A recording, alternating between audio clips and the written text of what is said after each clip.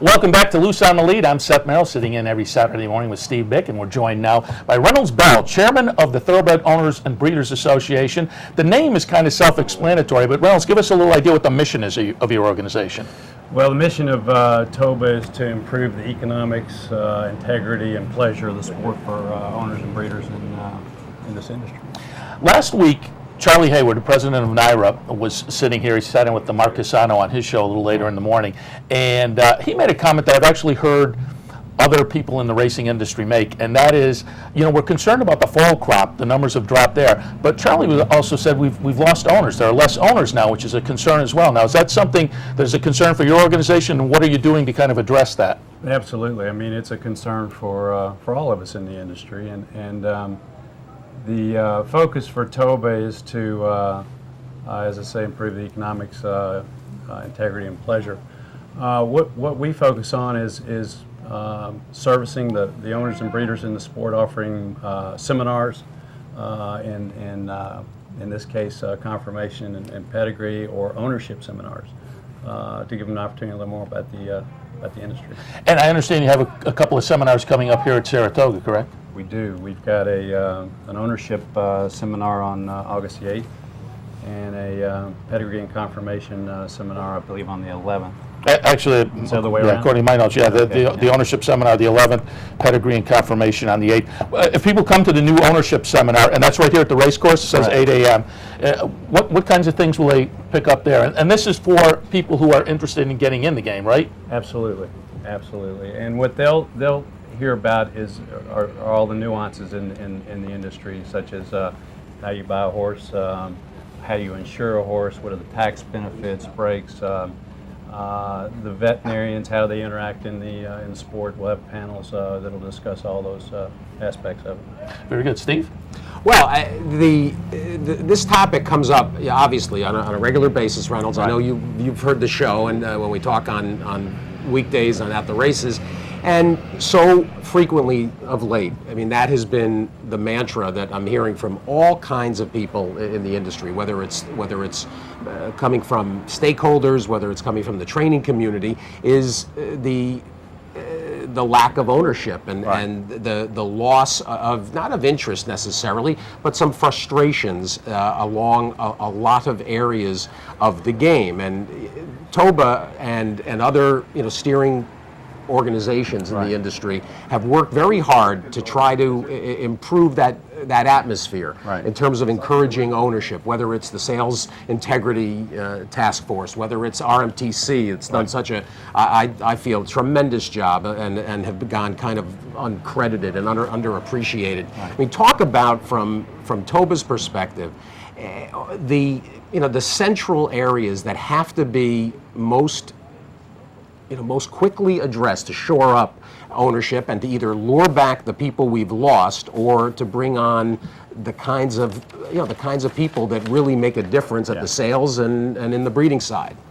Well, I think the first thing, Steve, is to realize that our industry didn't evolve into this position overnight, and to me, we're not going to fix it overnight. Yeah.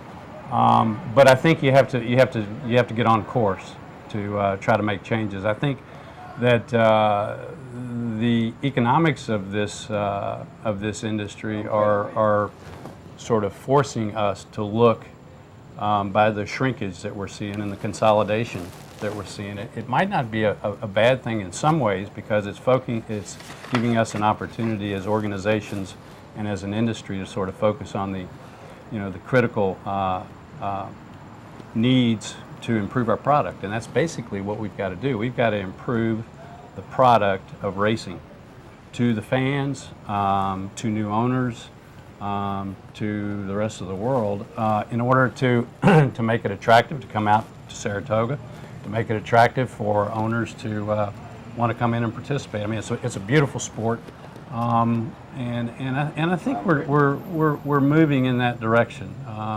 You have to remember that we've got. We unfortunately don't have a centralized organization to be able to sort of mandate certain things that would help us quickly. We're regulated by 32 states, and there's a process that we go through in order to be able to get things done. but I think the awareness is up, and I think specifically there's being issues addressed every day. Let me throw one other element. You talk about the quality of the product out on the racetrack, and TOBA, the oversight organization for the Graded Stakes Committee. Right. And it's funny, on my website, just over the last couple of days since the drawing of the weekend stakes, Right.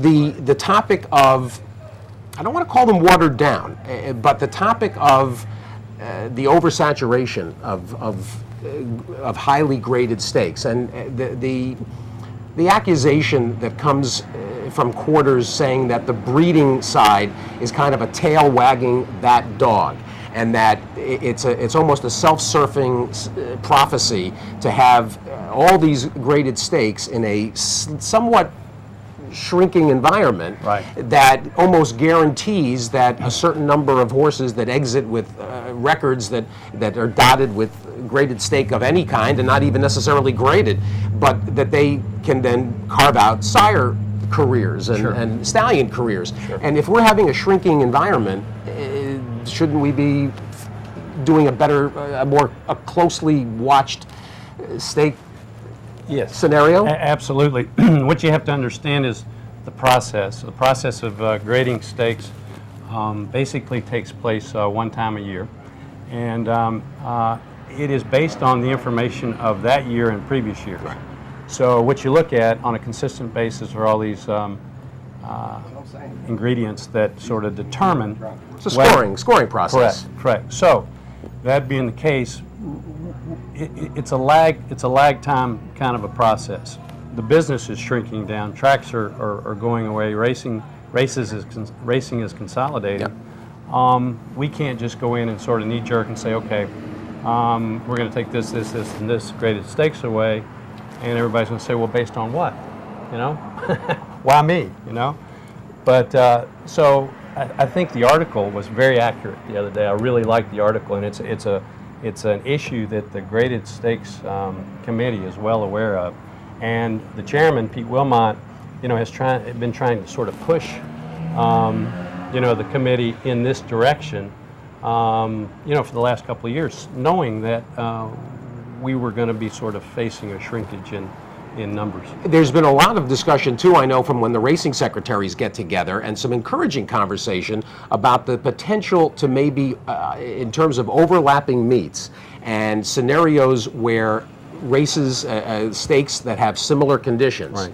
could be alternately run. Be great. Which is, to me, great. a very nice idea, where Track A, NYRA, let's say, contributes to a race at Churchill during the spring, and then the next year, Churchill kicks in and the race is run at Belmont in the Absolutely. spring. And you can... It's called working together. Well, wait a minute. That's a dirty word in this industry. What are you doing, Reynolds? You can't be expecting people to work together when we've I'm had going to plant the seed right There here. you go. Work together. We've had a century of discord. Why stop Yeah. now? I'm wondering, from the owners and breeders side of the game, how important is a place like Saratoga, where it's really a throwback to the popularity of the sport, and so how important is this place in the 6 weeks of racing up here to your organization? I mean, it's like Christmas once a year. It's the second Christmas we have every year for those that have Christmas. It's the benchmark, isn't it? I mean, there's to me 5 or 6 facilities all over the country that I sort of associate with as something special for racing, and this would have to be at the top of the list. Yeah, Del Mar, Keeneland, Saratoga, those Correct. type of places. Yeah, Churchill on Derby, Yeah, absolutely. Derby week. I mean, And then some wintertime I'm down in Tampa, and there are those little Yeah. venues that are popular too. Tampa, Sure. Oaklawn, get nice crowds as well. And just before we go, just want to pop out a question there, an overarching kind of question. Obviously, the racing industry is in flux, but from Right. your perspective, pessimistic or optimistic about the future? very optimistic. It's painful. It's a process we're going to go through, and it took us 30 years, 40 years to get here. We're not going to do this overnight, but I think the awareness is there. The key organizations are working on it, and it's not going to be perfect, but I think we're going to make a lot of progress over the next couple of years as the economics sort of dictate what we're going to look like, because that's important. I mean, we're in an economic situation where it's basically saying, look, right now you've got too much product out there for the number of suppliers and interested fans and owners and breeders that you want to attract. So how do you make it better? Well, we're in the process. And just the overall economy hasn't helped the It game hasn't. over the past 2 or 3 years either. So, but Reynolds Bell, Thoroughbred Owners and Breeders Association Chairman. Don't forget, coming up on August 11th, a new owners seminar. So if you're interested in getting in the game, that'll be great. That's August 11th. August 8th, a pedigree and confirmation seminar, all right up here at Saratoga. And if you'd like to learn more, toba.org is their website, or if you type in Thoroughbred Owners and Breeders in Google, you'll You know, find it. and Seth, we should mention, joining Toba is a rewarding process. It gets you just plugged into the sport. It also does. gets you a blood horse subscription. You which get a free blood horse You subscription. You can't get beat. free access to all the racetracks in the country. There's a lot of benefits, and obviously we're always looking for new members and good members and members that care like we do. And see if you can get into the winner's circle up here at Absolutely. Saratoga. That's a big bonus if you get that. Absolutely. And you can learn more again, toba.org.